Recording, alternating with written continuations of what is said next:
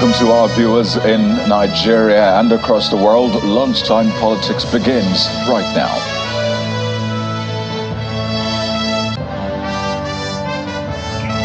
Well, in yet another brazen attack, bandits target a local government headquarters in Zamfara state, killing one and abducting 7 others as some CSOs ask the federal government to declare state of emergency in the state. A leadership dispute on the Labour Party again rears its head as 2 factions inaugurate 2 separate executives in Lagos State.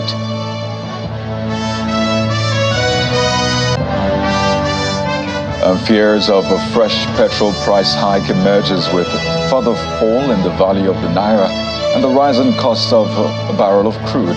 But we'll take you deep into the workings of the sector on the show today.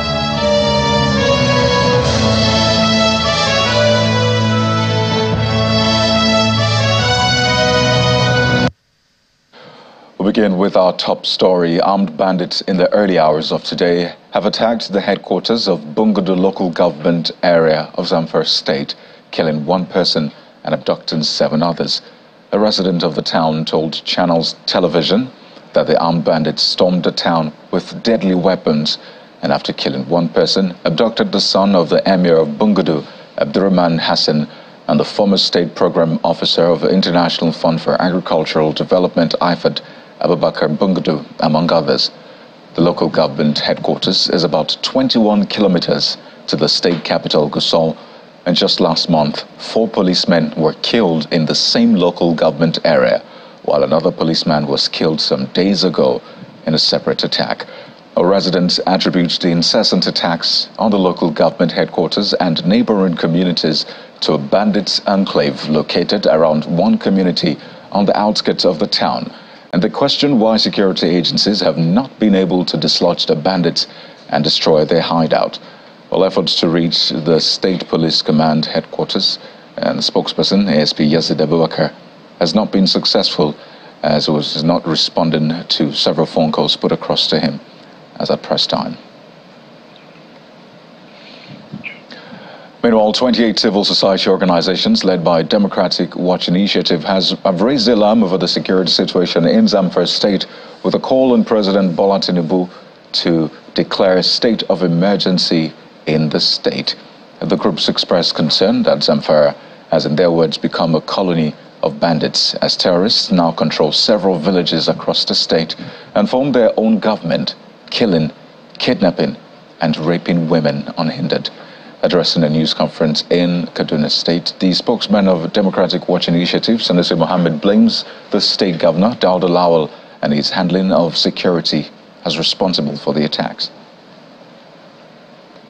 The audacious regularity of acts of violence perpetrated by the bandits and kidnappers who operate freely and at will have deteriorated, with horrifying instances of women and children being raped, communities displaced, people kidnapped for ransom, citizens denied access to farmlands, and many others brutalized, traumatized, and killed on a daily basis.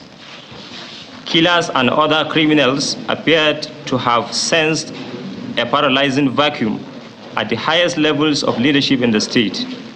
The Democracy Watch Initiative and the 27 associate groups hereby call for the immediate proclamation of a state of emergency in Zamfara state because of people have shed enough tears and blood in the last 2 months without an appropriate response from the state government that appears to be helpless in the face of the mounting security crisis. Also, national politics and governance now. The national, or rather the serving overseer and senior pastor of the Citadel Global Community Church, Pastor Tunde Bakare, has taken a swipe at the leadership style of President Bola Tinubu, questioning his manner of handling the effect of fuel subsidy removal on Nigerians, among other issues. While speaking during the State of the Nation broadcast at the church auditorium in Lagos, the clergyman urged the president to channel his energy towards fighting corrupt individuals and institutions and not Nigerians. Bakare is arguably one of the most outspoken Christian clerics when it comes to socio-political and economic issues. His address on the state of the nation is premised on his belief that governance under the new administration is not going in the right direction. First, Pastor Bakare laments the effects of the removal of fuel subsidy on Nigerians. Mr. President, even though you have announced some palliatives, let me remind you that palliatives cannot address the root cause of the problem. Therefore, we demand that you address the root cause of the problem. Take the yoke off the neck of the poor, go after the looters, recover the loot, and retool it to the benefit of Nigerians. In simple terms, Mr. President, kill corruption, non-Nigerians. In the aftermath of the recent coup d'etat in Niger, the clergyman faults President Tinubu for leading the proposed plan of military intervention by ECOWAS, describing it as an evidence of the president's impulsive leadership style. By placing military invasion on the table from the very start, before subsequently exploring diplomatic options with the coup plotters in the Republic of Niger, President Tinubu once again put the cart before the horse, thus placing Nigeria and the sub-region in a precarious situation. While we condemn the spate of coup d'etats in West Africa, we recognize that the situation calls for deep introspection on the part of African leaders and makes even more urgent the case for good governance. The televangelist also questions the manner in which certain cases of alleged corruption are handled, citing the probe of former CBN Governor Godwin Emefiele and the suspended chairman of the EFCC, Mr. Abdulrasheed Bawa. Considering the reported claims by the DSS that his actions were in line with an order from above, the handling of the Emefiele case has sent a signal to the world that the current president's disposition to the war against corruption is primarily motivated by a clampdown on perceived political adversaries, while various other enemies of Nigeria remain untouched. Well, the ruling All Progressives Congress APC has been reacting to some of those comments made by Pastor Bakare over palliatives for subsidy removal and him putting the president to task to battle corruption amongst the political class. Now, the National Secretary of the party, Senator Ajibola Basiru, explains that the present administration is confronting the current economic challenges in diverse ways, and Nigerians will soon reap the dividends.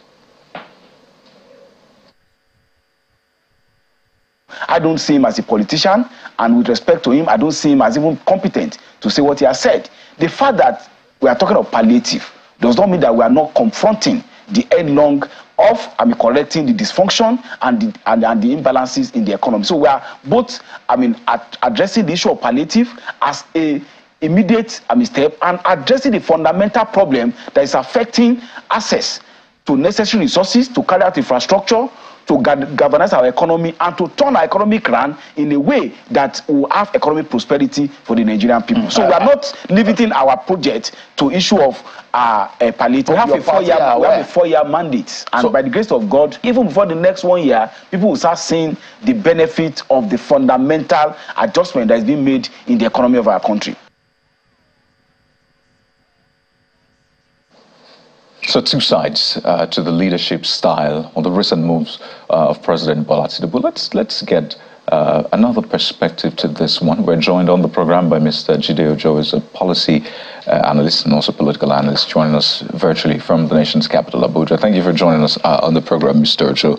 So, well, Pastor Bakare's statements have sent ripples across the country. Yes, the ruling party has also, of course, responded to this. But the leadership style of President Bola Tinubu is being questioned, first on subsidy removal, the fight against corruption. I imagine you must have done an analysis of his governance performance so far. How would you describe his leadership style?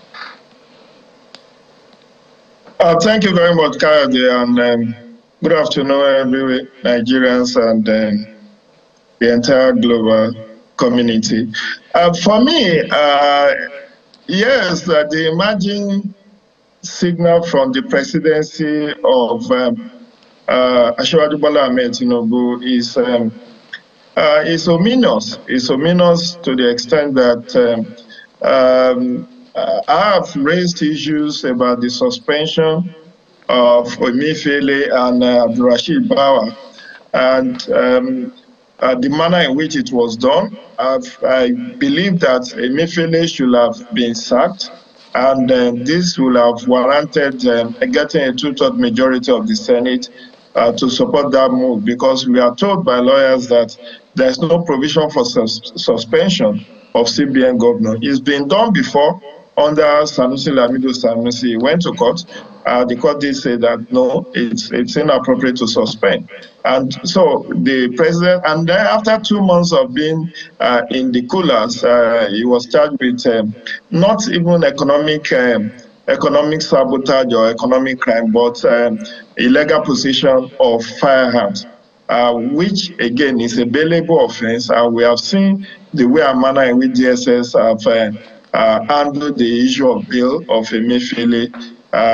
Again, Abdulrasheed Bawa, nothing much is said about him. And I said in my recent column in The Punch that it will seem like there is a lot of executive interference in the activities of Economic and Financial Crimes Commission, right from the days of Nuhu Ribadu to that of Farida Waziri, Ibrahim Ilamude, down to Ibrahim Magu, now Abdulrasheed Bawa. All of these people have been removed under controversial circumstances.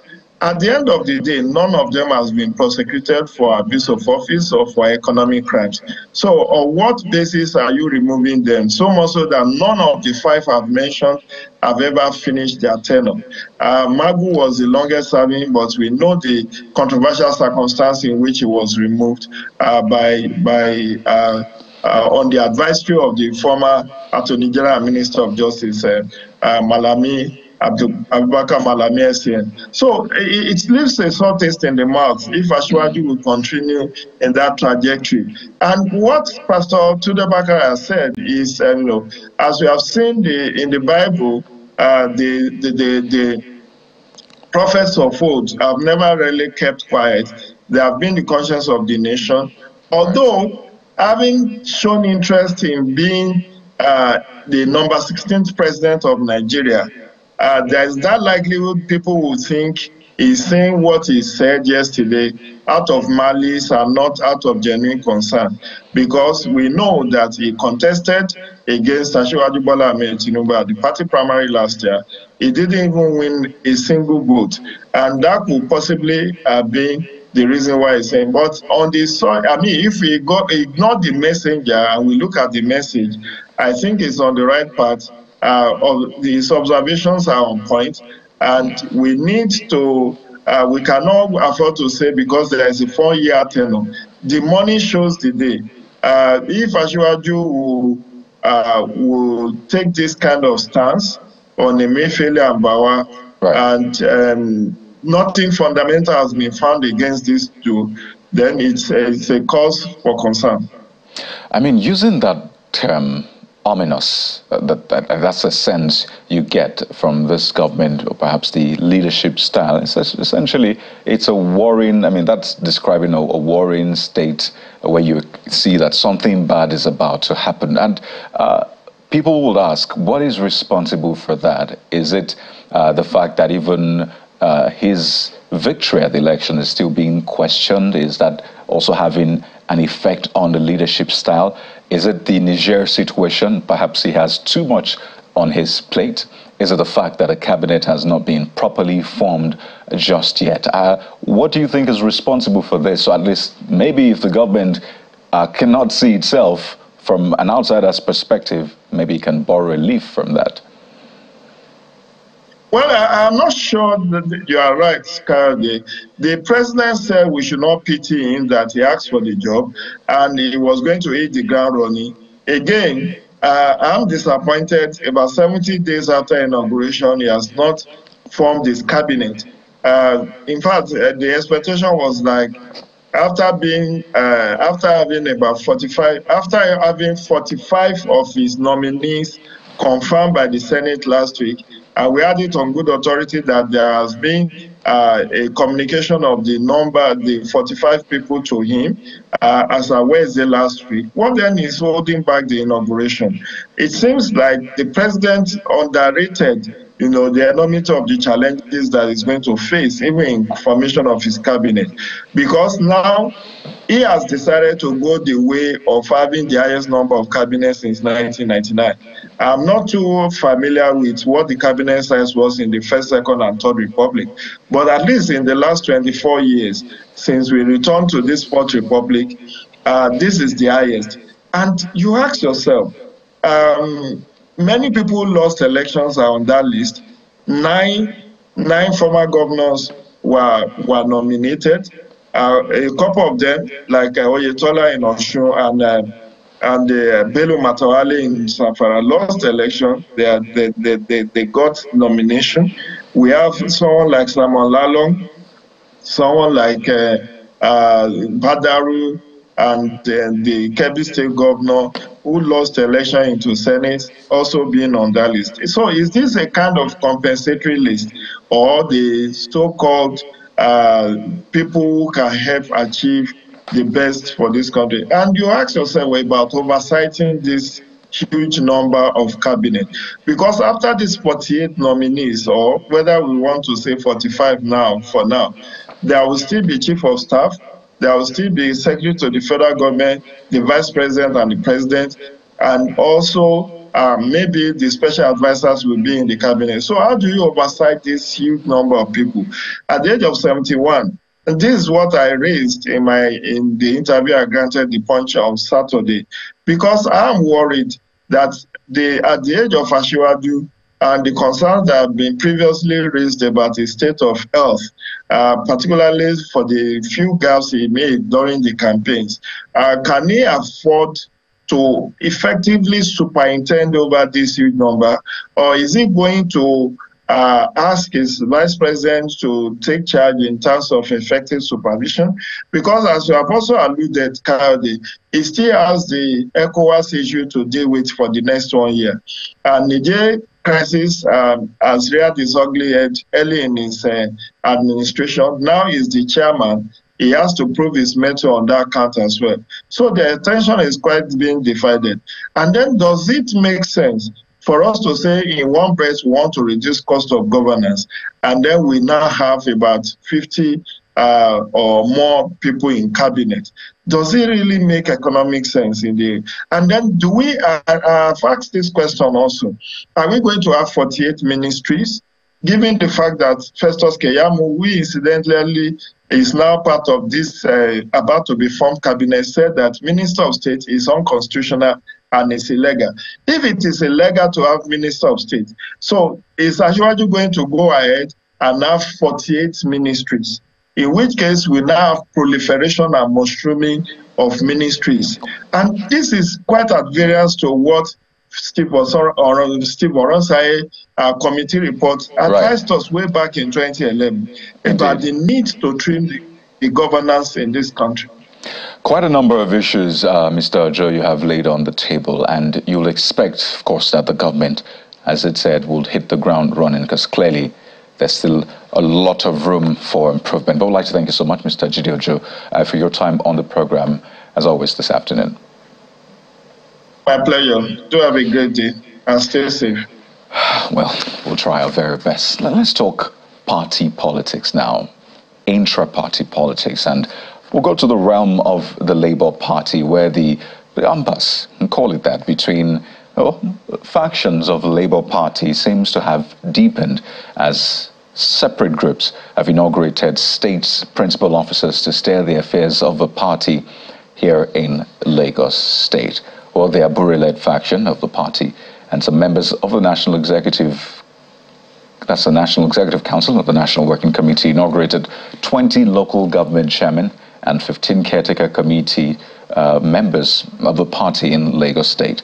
The chairman, Julius Abure, and the presidential candidate, Mr. Peter Obi, explained that in no time the mandate of the party will be reclaimed, and that only Mr. Peter Obi and the Labour Party have solutions to the numerous challenges in the country.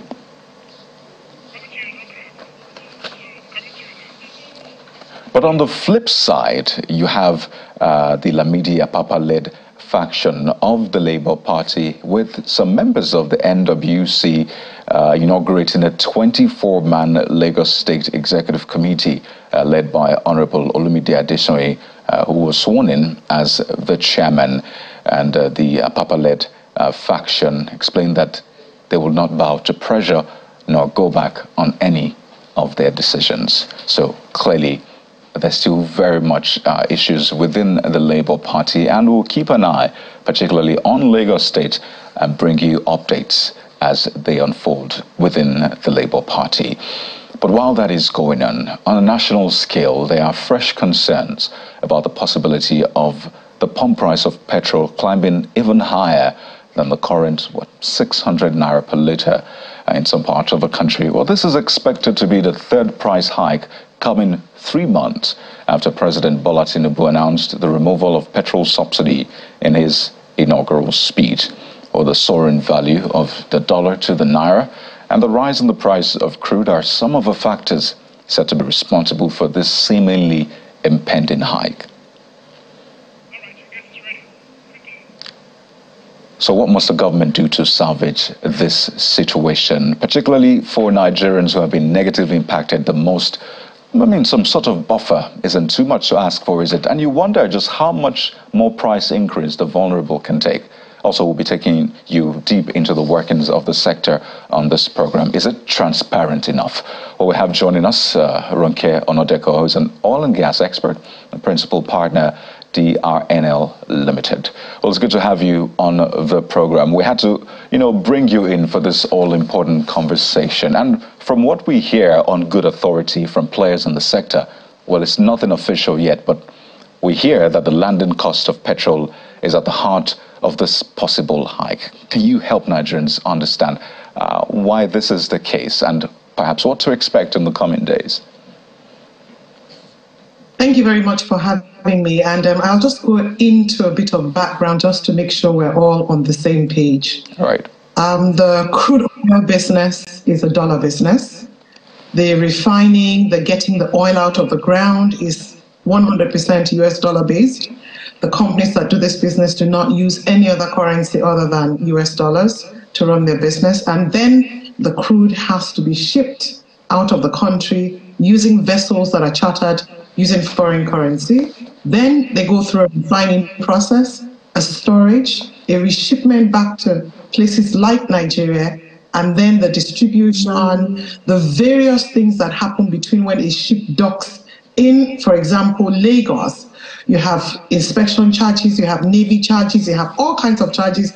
Then you have transshipments from the larger vessel to smaller vessels to onshore storage centers. Everything is done in US dollars. So when a Nigerian oil company, for example, goes into this business, they actually borrow US dollars from their local banks or international banks and do this business 100% in dollars. So the first thing we need to understand is that the prices that they face and the business they do is dollar-based, and we don't have much control over that. So for every time the naira and the dollar flip and it becomes more expensive to access US dollars, everything goes up because this business is almost 90% US dollar-based. So once we have that background, then we now look at the other thing that keeps being mentioned, which is landing cost. Landing cost is basically a combination of all of those different elements that I just mentioned, and the fact that when all of those things are computed, the person bringing in the PMS or gasoline or petrol, as we call it, has to recoup the costs and make a margin, a profit, so that he can reinvest that business back, earn enough dollars to redo the business and keep turning the cycle. And I fully understand as a Nigerian that our cars, our motorbikes, our keke napeps are all dependent on petrol. Not even just that. The small and medium enterprises in Nigeria use this same petrol for their generators. And then, of course, we have the different ancillary things like people moving their goods from the farm to a market. All of these things are impacting Nigerians negatively, and it's even worse. And now we're hearing that the price is going to go up by about 30-something%. There's a silver lining in the cloud. It's not all bad. This season, which is summer season worldwide, is a driving season. People are moving around a lot, traveling on vacation, so there's a high demand for petrol. And anytime there's a high demand for something and the production doesn't change, there tends to be a hike. So as the driving season winds down, the demand for gasoline, PMS, or petrol will decline somewhat, and you will begin to see some lowering cost.